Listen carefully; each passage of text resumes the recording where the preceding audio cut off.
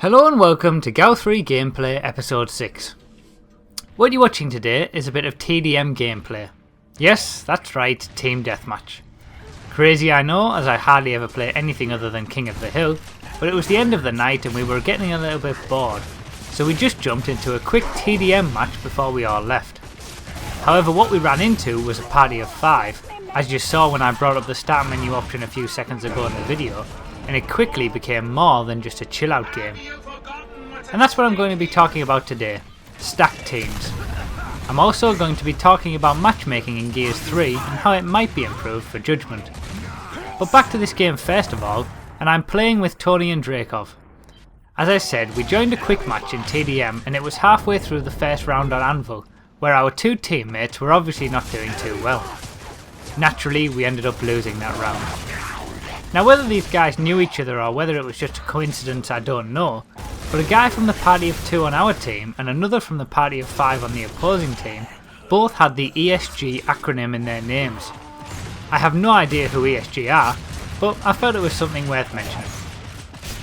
Anyway, I fell back into my usual TDM support role, which is a little bit more passive than in King of the Hill, since after all there is no hill to concentrate on, and focused on putting damage points into anything I could see. I also keep good lines of sight and spot enemies all the time to alert my teammates where they are when otherwise they might not know. It's all part of playing a support role, and I end up with the smallest amount of deaths in both games we play. The games ended up taking quite a while, so I'll show some quick highlights from the first game on Anvil as well as the first 2 rounds in the second game which took place on Old Town, but you will see the whole of the final round in which I managed to get through without dying once, which I was pretty pleased about. That's also when a few hammer bursts start coming out too, which in addition to some of the savage countesses they already had, didn't make life too easy. But I'll leave you to watch these games to see how we cope against a party of 5 in TDM, whilst I talk about stacked teams in general and the matchmaking of Gears of War 3. Now stacked teams have been a common complaint in Gears 3, but I don't think it's the actual presence of these stacked teams that are the problem. Instead, it's a combination of the way some 4 and 5 man parties act, and more importantly the matchmaking of Gears 3. For an example, I really enjoyed the game you're watching now, even though we were against a party of 5. Normally, people would just see that and quit out straight away, but there's no telling how good any party is going to be. Sometimes it's just 5 friends having fun playing the game. They may not be communicating like a proper team, so the fact that they're in a party means nothing in that instance. You'll also notice that in general, this game has no, for want of a better word, bad behaviour, such as teabagging, humping, trolling with sawed-offs or retros, things like that. It does happen occasionally, but in general it's quite a pleasant game to play, competitive and fun.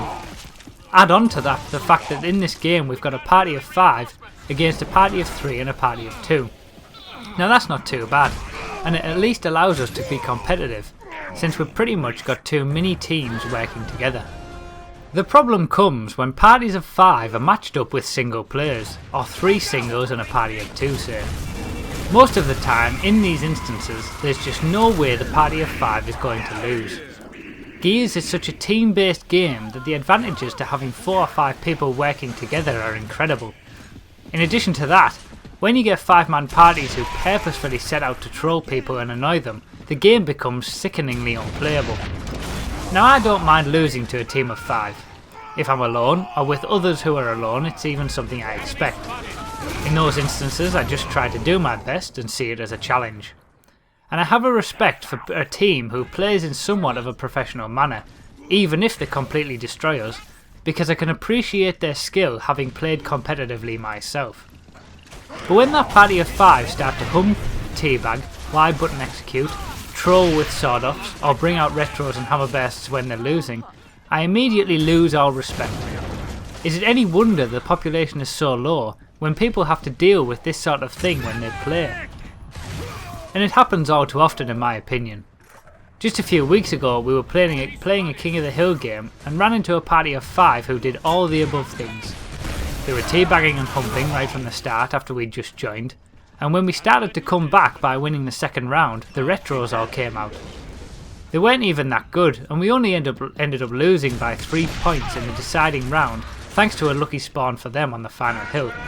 But after the match, I sent one of them a message simply asking why they felt the need to do all that. He didn't even have an answer. It's things like this that make people hate running into large parties, and I fully understand that. What's the point in playing if this is what's going to happen when you do? The one good thing about down but not out being removed from Judgement is that it removes some of the chances for trolls to do their thing, be it kill stealing or humping. I know it's a lot to ask for on Xbox Live, but if people were just a little bit more mature, everyone would have a much better time. Now there's not a lot anyone can do about people acting a certain way, but there is something Epic can do about making matchmaking better, especially when it comes to Judgement, and I think this is the one thing they absolutely have to get right. Now Arctic has talked about it many times before, but similar parties really need to be matched up much better, and single players need to, more often than not, be playing against other single players. These parties of 4 or 5 who run all over single players and troll would soon be humbled when they start coming up against other big parties game after game after game. And if any of those opponents were actual competitive players, those who normally troll would likely be beaten badly, because they're not used to playing such high caliber opponents and only get their wins from being in a team. In addition, and I think this is the most important point, those of similar skill levels really do have to be matched up better too. Far too often I've seen new players on Gears 3 matched up with parties of 5 or a load of level 100 players. It's no wonder they don't stick at it when they can't even get a kill.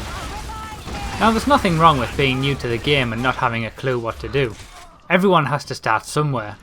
As long as all those people who are new to the game are stuck together in the same lobbies.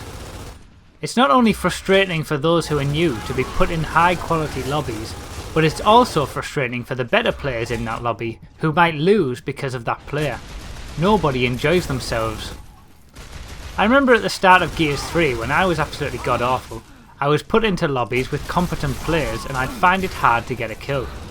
I would have been one of those who left the game early, like I did with Gears 1 and 2, if my friends hadn't all continued to play and drag me along. Now I did eventually improve, but Epic can't expect that everyone will do that, especially if they're not being put into the right lobbies. There are so many other options out there these days in terms of games to play that people will find it easy to just leave.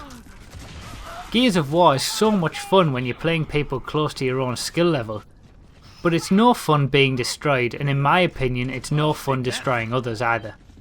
I much prefer having a close competitive game against other professionally acting players, and that's what matchmaking should give you.